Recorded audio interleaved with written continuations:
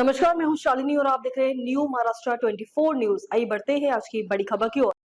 NEET case में महाराष्ट्र की chemistry coaching का डायरेक्टर अरेस्ट। सीबीआई को फोन में लीक पेपर मिला, सेंटर पर भी छापेमारी, अब तक 10 गिरफ्तार।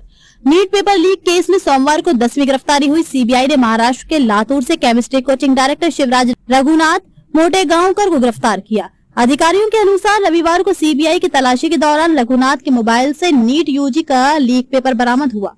सीबीआई के मुताबिक मोटेगांवकर संगठित गिरोह का हिस्सा है जो नीट पेपर लीक कराने और आगे फैलाने में शामिल है। उसने अन्य आरोपियों के साथ मिलकर 23 अप्रैल को ही पेपर और आंसर की हासिल की और कई लोगों को दी थी। सीबीआई ने 15 मई को मोटेगांवकर से उसके घर पर 8 घंटे पूछताछ की थी।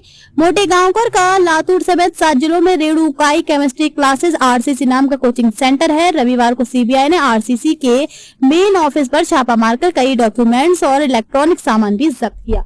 रिपोर्ट्स के मुताबिक कोचिंग सेंटर का 100 करोड़ का टर्नओवर है। सीबीआई को शक है कि सेंटर में नीट कैंडिडेट्स को लीक पेपर के सवाल उपलब्ध कराए गए। साथ ही लातूर के कई डॉक्टरों ने लीक पेपर खरीदा। नीट यूजी पेपर लीक मामले में अब तक 10 आरोपियों की गिरफ्तारी हो चुकी है। इनमें से 6 महाराष्ट्र से हैं।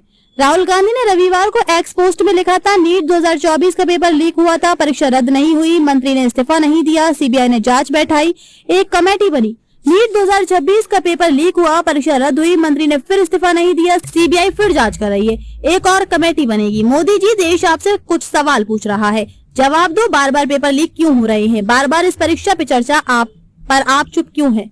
बार बार फेल हो रहे शिक्षा मंत्री धर्मेंद्र प्रधान को अब बर्खास्त क्यों नहीं कर रहे? केंद्र सरकार ने नेशनल टेस्टिंग एजेंसी एनटीए में बड़े प्रशासनिक फेरबदल करते हुए 4 अधिकारियों की नियुक्ति की। आईआरएस अधिकारी आकाश जैन और आदित्य राजेंद्र भोजगड़िया को ज्वाइंट डायरेक्टर बनाया गया। अनुजा बापट और रुचिता विज को भी एनटीए में ज्वाइंट सेक्रेटरी बनाया गया। दोनों का कार्यकाल पदभार ग्रहण करने की तारीख से 5 साल या अगले आदेश तक रहेगा।